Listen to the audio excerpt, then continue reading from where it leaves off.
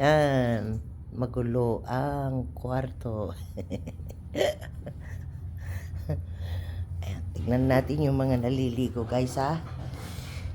Ayan na yung mga naliligo. Ayan o, nakita nyo, guys. Tignan natin. Nasaan na sila? Ayun. Guys, ayan.